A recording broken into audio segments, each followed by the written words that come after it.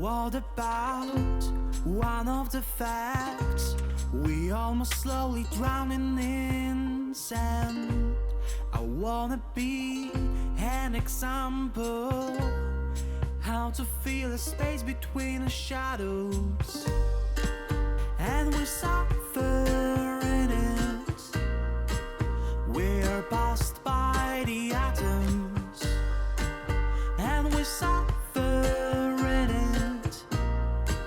We're passed by the atoms. I want to reach my sunrise. I want to feel like a wise man. I want to meet my bright sun. I want to free all of my signs. And we suffer in it. passed by the atoms, and we suffer in it. We're passed by the atoms. One of us will modify the way we look on each other. Now we have closed eyes for what's outside our bodies. I want to bring back bright light that sits inside of our hearts. I want to beat what brings me down. I want to free our mind's eye, and we suffer in it. We're passed by the atoms, and we suffer in it. Oh, we're passed by the atoms.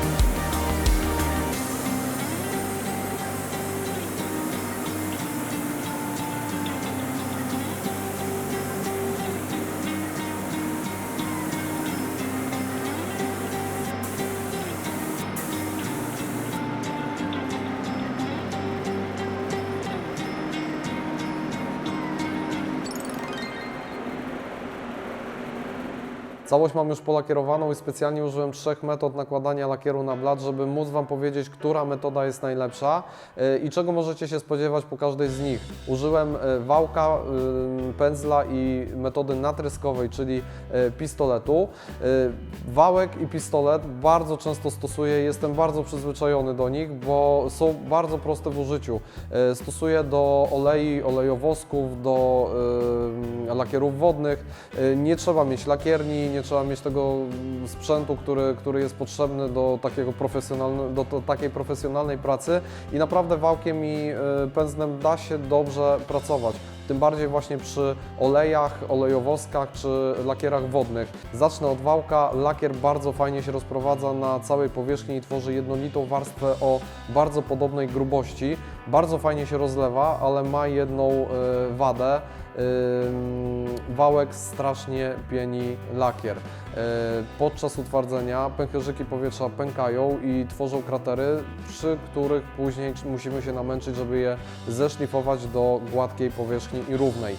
Także na pewno praca z wałkiem nie nadaje się jako warstwa ostateczna już wykańczająca.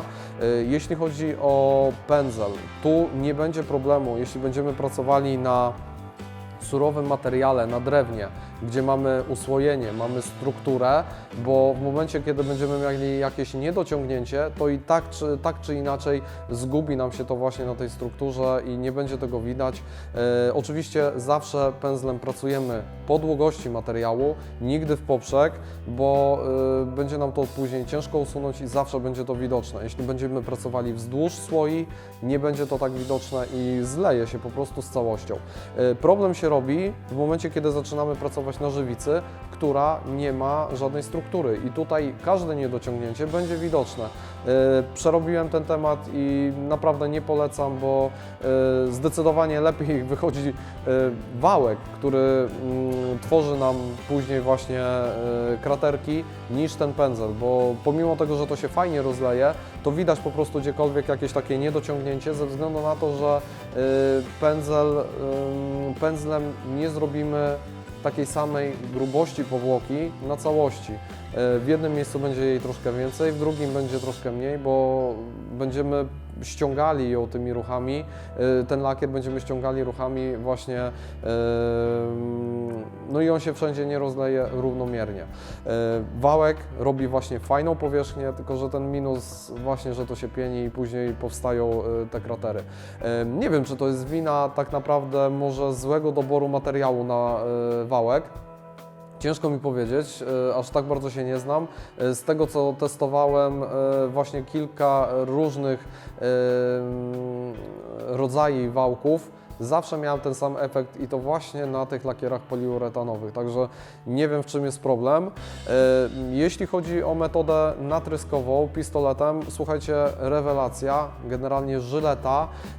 Jeśli mamy dobre warunki, jeśli mamy lakiernię dobrze zrobioną i te odciągi wszystkie działają tak jak trzeba i umiemy lakierować, no to słuchajcie, wychodzi po prostu bajka. U mnie niestety nie wyszło. Nie wyszła u mnie bajka ze względu na to, że ja mam odciąg co prawda, ale ten dopływ powietrza pomimo filtrów gdzieś tam powstawianych, no czysta prowizorka generalnie na razie, mam wtrącenia na powierzchni i w tym momencie rozwiązanie tego jest takie, że papier P2000 i delikatnie matowimy tą powierzchnię, żeby pousuwać te wtrącenia. I żeby doprowadzić później to wszystko do połysku, będzie trzeba również polerować. Także niestety warunki, które musimy spełnić przy lakierowaniu pistoletem natryskowo, no muszą być po prostu bardzo dobre, żeby nie było wtrąceń w powierzchni. I tak uważam, powiem szczerze, przy pełnym połysku, jeśli będziemy coś robili właśnie natryskowo, nie jest to problem, bo zawsze możemy właśnie wziąć papier wysokiej gradacji, czyli na przykład 2000, później jeszcze 3500, pasta polerska i doprowadzamy wszystko do ideału. Gorzej jest z matami. W macie, żebyśmy tą powierzchnię mieli taką jak należy, bez wtrąceń, no to nie możemy mieć żadnego właśnie pyłku w powietrzu. W momencie, kiedy będziemy mieli wtrącenia, no już będzie ciężko doprowadzić to do takiego stanu właśnie jak faktycznie powinien wyglądać. Słuchajcie, dosyć gadania. W tym momencie zabieramy się za szlifowanie. Chyba zacznę od strony tej, od spodu. Przykręcamy nogi. Później już jak będzie wszystko stało na nogach, chyba zajmę się właśnie dopiero szlifowaniem tej powierzchni, polerowaniem, żeby później już po prostu tego nie kłaść na tą wierzchnią stronę, żeby gdzieś nie zarysować. Lepiej to zrobić jeszcze przed szlifowaniem i żeby później już tego nie poprawiać, tylko żeby była strona taka, jak być powinna. Bierzemy się, słuchajcie, dalej za pracę.